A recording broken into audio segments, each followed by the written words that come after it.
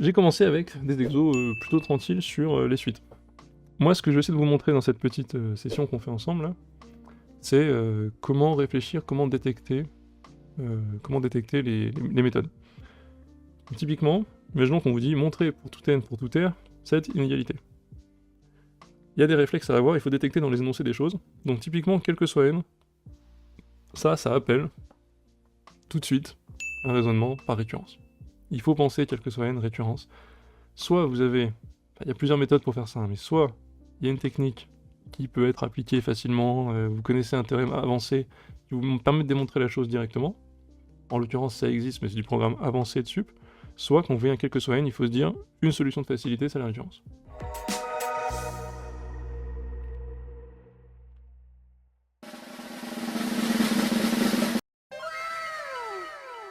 T'es au lycée et tu galères en maths, t'aimerais bien faire pause sur le prof, revenir en arrière et réécouter le truc qu'il a expliqué? Bah maintenant, c'est possible avec Studio. On a fait plein de vidéos avec des profs jeunes, dynamiques, efficaces, les meilleurs du pays, où tu peux comprendre les notions, prendre ton temps et même te tester avec des QCM, réviser avec des flashcards. Essaye Studio, tu verras, c'est fait pour toi. On se dit on va tester ce truc là, hein, et donc on va regarder pour, je sais pas, n égale 0, initialisation. Alors je vais pas rédiger à fond parce que sinon ça prend 3 heures à écrire. Hein. Donc n égale 0, initialisation, on comprend, hein, ma propriété c'est ça. P de n c'est que quel que soit n, on a sinus nx plus petit que n sinus x. N égale 0, j'ai quoi? J'ai sinus 0 fois x égale ma sinus 0 égale 0. Et j'ai 0 fois sinus x, donc les deux parties de mon inégalité, égale 0. Donc, comme j'ai 0 plus petit que 0, alors c'est pas donc 0, 0, hein, c'est comme 0 est plus petit ou égal à 0, j'ai bien sinus de 0 fois x en valeur absolue plus petit que 0 fois sinus x. Alors si je rédige vraiment bien, oups, excusez-moi, si je rédige vraiment bien, vous allez voir que mon écriture est beaucoup plus dégueu vu que j'écris vite que ce que je fais d'habitude quand je prépare les polis à l'avance. Donc j'ai bien ça. Là, je rédige au propre, juste pour voir comment rédiger une initialisation, faut pas se planter, faut bien dire, on a ces deux éléments, hop, comme 0 est bien plus petit ou égal à 0, j'ai ça. Le truc difficile dans les initialisations, c'est des fois en fait de un peu le faire vite et d'écrire le résultat sans vraiment l'avoir démontré en mode c'est cet argument qui amène la conclusion. Donc j'essaie d'être un peu précautionneux. Donc hérédité, on va regarder un peu ce qui se passe. Merci à tous de suivre cette chaîne YouTube, de m'aider à faire ce que j'aime. N'hésitez pas à vous abonner, ça aide toujours pour le référencement. Et n'oubliez pas, dans la description, je mets toujours le PDF des exercices que je corrige. Allez, à toutes! Moi, ce que j'aime faire, et ce qui, je pense, cadre vachement le raisonnement, c'est écrire ce qu'on veut. Je veux. Voilà ce que je veux. J'écris souvent je veux. Ça, si vous voulez, c'est un peu, je peux l'écrire en une autre couleur, hop, je l'écris en vert. Ça, c'est ce que je veux, c'est au brouillon si vous voulez, mais c'est ce que je veux. On a, enfin, prenons soit n appartient à n tel que, hop, attends, je vais pas me prendre la tête, je vais copier-coller ce truc-là, hop, tel que ce truc-là, voilà. On veut ça. Donc plusieurs choses, on va analyser un peu ce qui se passe. Avoir écrit ce qu'on veut, ça permet de clarifier un peu le raisonnement pour pas se planter. Moi j'ai ça, je veux ça. J'ai l'impression que bon, sinus n plus 1 x, si je veux le lier, faut que je trouve en gros la manière d'utiliser mon hypothèse de récurrence dans mon hypothèse à n plus 1.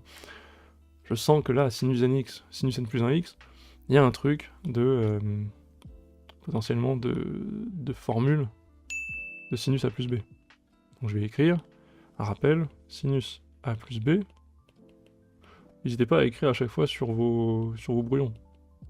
C'est sinus a cos b plus sinus b cos a. Donc la manière un peu débile qu'on avait de retenir la formule à l'époque, c'était de dire, alors je sais pas si vous l'avez tous, mais hop, c'est de dire le sinus il est, comment on dit ça? Le cosinus est négatif, pessimiste et raciste. Il est pessimiste et raciste.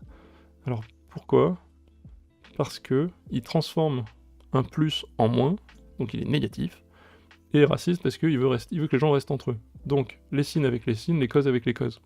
C'est comme ça qu'on retenait, bon, c'est un peu débile vous allez me dire, mais c'est comme ça qu'on retenait les formules, alors que le sinus, lui, il était, je sais pas quoi, ouvert au monde et positif, donc il gardait le plus et puis il mélangeait tout le monde. Voilà, c'était un peu débile, mais c'était une méthode pour retenir. Donc vous avez ça à retenir, Bah ici on va peut-être l'utiliser. Pour démontrer ma propriété par récurrence, je pars du truc que je veux, et j'espère, en faisant des inégalités successives, arriver à ça. Donc on écrit sinus n plus 1x, c'est chiant, il y a plein de parenthèses, égale. J'applique la formule a plus b, a sinus nx plus x. Et donc ça me fait sinus nx cos x plus cos nx sin x. Bon bah là on est content. Ça commence à ressembler à quelque chose. Donc on a ce truc là, on est content d'avoir ça, et on se dit, bah, est-ce qu'on va pas pouvoir utiliser ce qu'on a ici pour obtenir ça, quoi. Donc, on va regarder ça. Potentiellement ici, bah, je vais pouvoir dire que ça va me donner n sinus x. Vu que moi j'aimerais, je sais ce que je veux parce que je l'ai écrit ici, j'aimerais n plus 1 sinus x, là j'en aurais 1, enfin j'en aurais n, pardon, grâce à ça, l'hypothèse de récurrence, peut-être qu'ici j'en aurais 1 de plus, qui est ici. Donc l'astuce, ça va être de se dire, mais attends, ça va être facile, il suffit de regarder ce que c'est ce truc-là et ce truc-là. On peut écrire comme cos x, j'ai même pas besoin de valeur absolue encore, comme cos x plus petit que 1, puis cos nx plus petit que 1, parce que c'est des cosinus en fait, bah, je peux écrire sinus n plus 1x inférieur ou égal à sinus nx fois 1 si vous voulez, plus sinus x fois 1. Bon, ben, je mets ça en valeur absolue. Et je vais pouvoir faire... Pourquoi je fais ça? Bah, pour pouvoir appliquer l'hypothèse de récurrence à sinus nx. Problème, j'ai sinus nx qui est là, j'aimerais le sortir.